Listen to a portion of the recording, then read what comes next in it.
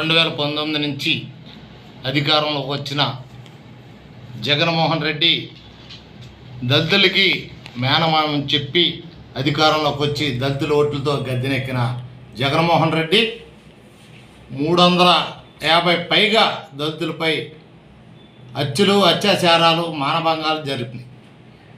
రాబోయే 24 ఎలక్షన్లో కూటమికి మాన్యశ్రీ ఎంఆర్పిఎస్ అధినేత మందకృష్ణ మాదిగ గారు దళిత సంఘాల తరఫున అతని కూటమికి మద్దతు తెలిపారు. అదేవిధంగా ఇంకా రాష్ట్రంలో ఉన్న అనుబంధ సంఘాలు కానీ, దళిత నాయకులు కానీ, దళిత సంఘాలు కూడా కలిసి వచ్చి ఈ కూటమిని జయప్రదం చేయాలా.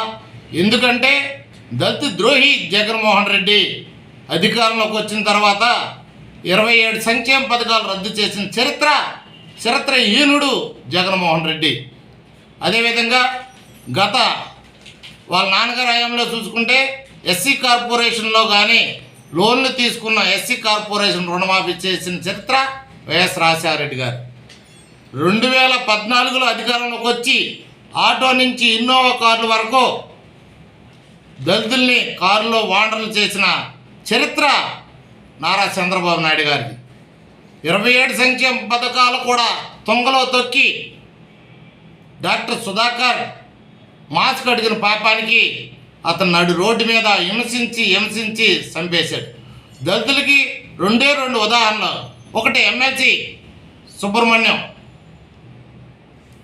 సుబ్రహ్మణ్యాన్ని డోర్ డెలివరీ చేశాడు ఎమ్మెల్సీ ఆనంద్ బాబు. అంతవరకు అతనిపైన ఎటువంటి చర్యలు తీసుకోవాలా. చర్యలు తీసుకుపోగా అతని రాజమండ్రి జైలు నుంచి బ్రహ్మరథం పడుతూ వైసీపీ ప్రభుత్వం రాజవైభోగాలతో తీసుకొచ్చిన చరిత్ర జగన్మోహన్ రెడ్డి. చంద్రబాబు నాయుడు సంక్షేమ పథకాలతో అంబేద్కర్ విదేశీ విద్యంటూ విదేశాల్లో చదువుకునే ప్రతి ఒక్క దళితుడికి 15 లక్షలు 20 లక్షల వరకు ఇచ్చిన చరిత్ర.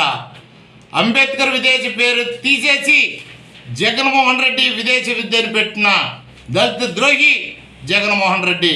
నువ్వు అంబేద్కర్ పేరు తీసే అర్హత నీకు ఎక్కడదని చెప్పేసి సభాముఖంగా తెలియజేస్తున్నావు. దళితులకి దేవుడైన అంబేద్కర్ పేరు తీసే అర్హత నీకు చరిత్రహీనుడివి. నీకు ఆ బాధ్యత ఎందుకు ఓట్లు వేయాలి మా దళితులు అనేది నేను ఈ సభాముఖంగా తెలియజేస్తున్నా. దళిత సంఘ నాయకులారా, దళిత సోదరులారా, రండి, రండి. మహాకూటమిని బీజేపీ, జనసేన, తెలుగుదేశం కూటమిని బలపరచండి.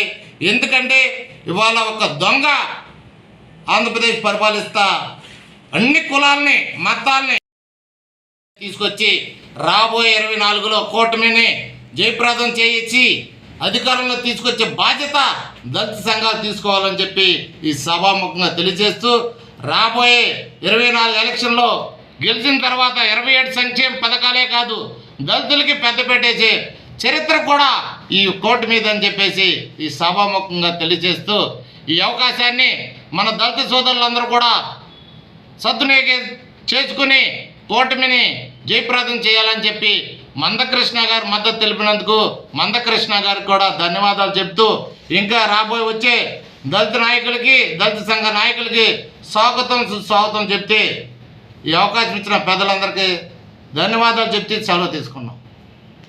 Please subscribe to Chanakya channel.